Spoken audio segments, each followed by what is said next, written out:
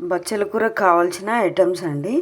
7-8 గల్ల ఎల్లుల్లిపాయలు, కొంచెం చింతపండు, ఒక పెద్ద ఉల్లిపాయ, 2 టమాటాలు, కారానికి సరిపడా పచ్చిమిరపకాయలు, 1 స్పూను జీలకర్ర. పొయ్యి ముట్టించి బాండి పెట్టానండి. ఇప్పుడు 2 పావుల నూనె వేస్తున్నా.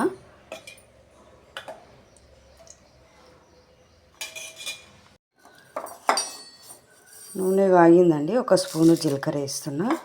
జీలకర్ర ఆవాలు వేస్తున్నా. 1 స్పూన్ సగం వేసిన.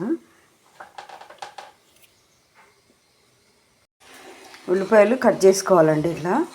ఇట్లా కాకుండా సన్నగా పొడుగా కట్ చేస్తే కూడా చాలా బాగుంటుంది. నాకు టైం లేక కట్ చేయలేదు, సన్న ముక్కలుగా కట్ చేశాను. ఇప్పుడు ఉల్లిపాయలు వేస్తున్నాను. మిరపకాయలు 2 ముక్కలుగా కట్ చేసుకొని కొంచెం ఉప్పు, జీలకర్ర, ఎల్లుల్లిపాయలు వేసి మిక్సీ పట్టుకోవాలండి. ఇది కచ్చాపెచ్చగా మిక్సీ పట్టుకోవాలి.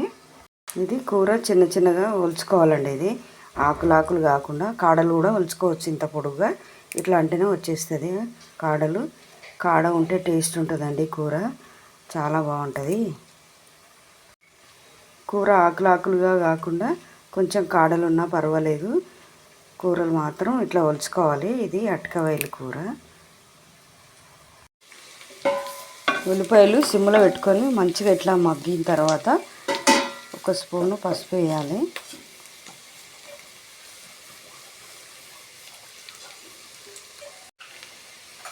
ఇప్పుడు కొంచెం ఉప్పు వేస్తున్నా.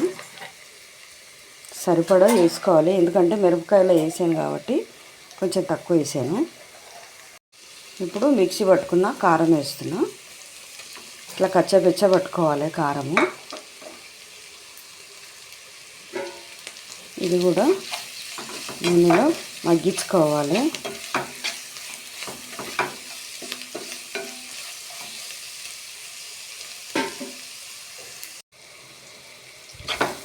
బాగా ఇది ఈ పసరు పోయేదాకా ఇది సిమ్లోనే పెట్టి ఉడికించుకోవాలి. అయితే మా నాయనమ్మ ఒక కథ చెప్పేదండి. ఒక ఊర్లో ఒక పెద్దమ్మ ఉండేదంట. ఆమె పొద్దున్నే అప్పుడు కోళ్ళు కూసేది కదా.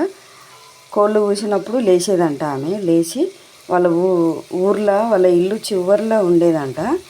అయితే ఆమె పొద్దున్నే లేచి అప్పుడు మట్టి పొయ్యిలు కదా, మట్టి పొయ్యి ముట్టించేదంట. ఆమె ఒక్కతే ఆ ఊర్లో ఫస్ట్ ఆమెనే పొయ్యి ముట్టించేదంట. అయితే మిగతా వాళ్ళందరూ పొద్దున్నే ఆమె పొయ్యి ముట్టించిన తర్వాత వాళ్ళ ఇంటికి అప్పుడు మట్టివి బోకులు ఉండేది. ఆ బోకులు తీసుకొని ఉంగళం అంటారు కదా, మేము ఉంగళం అంటాం దాన్ని. ఉంగళానికి పోయేవాళ్ళంట.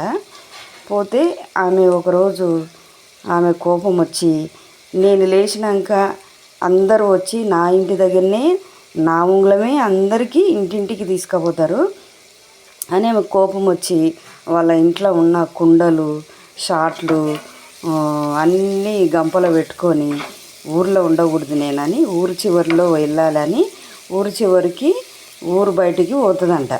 అయితే పోయేటప్పుడు ఆమె ఎన్ని గంపలు పెట్టుకొని పోయేటప్పుడు చింత చెట్టు ఉంటుందంట ఊరు చివర్లో.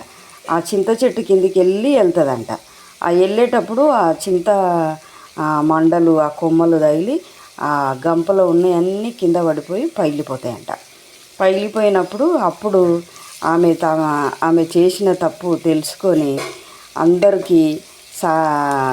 అందరి దగ్గరికి వచ్చి, ఇరుగు నా తల్లే, పొరుగు నా తల్లే, నువ్వు నా తల్లివే అమ్మ, మీరందరూ నా తల్లులే, నేను ఎప్పట్లాగానే నేనే పొద్దున్నే లేచి పొయ్యి ముట్టిస్తా, మీరందరూ నా ఇంటికి ఉంగలానికి రావచ్చు అని ఆమె తప్పు ఆమె తెలుసుకొని మళ్ళీ ఊర్లోకి వచ్చిందంట. అంటే ఈ కథ ఎవరికన్నా దీని అర్థం తెలిస్తే కామెంట్లో పెట్టండి. ఇది కూర మంచిగా నీళ్ళలో ఇది ఫస్ట్ సారి కడిగానండి. ఇది రెండోసారి. ఇది బాగా నీట్గా కడుక్కొని ఇప్పుడు కూర మనం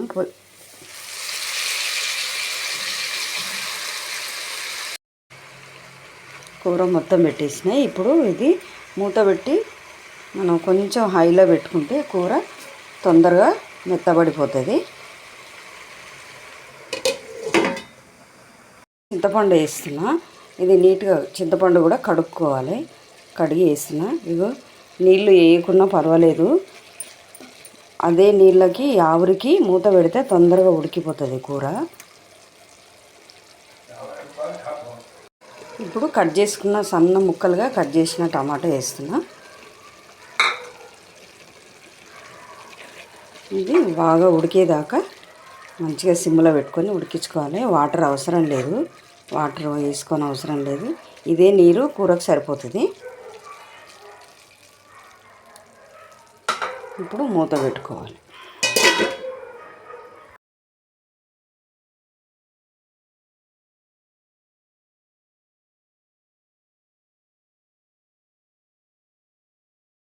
తెల్ల గల్జర కూర రెడీ అండి. కూర ఇది చపాతీ కానీ జొన్న రొట్టె కానీ బాగుంటుంది. తైద రొట్టెకైతే ఇంకా బాగుంటుంది. ఒకవేళ వచ్చి ఉంటే మీరు కూడా చేసుకోండి. తైద రొట్టె అంటే రాగి రొట్టె, చాలా బాగుంటుంది, హెల్త్కు మంచిది. నచ్చితే మరి మీరు కూడా ట్రై చేయండి, లైక్ చేయండి, షేర్ చేయండి. Thank you.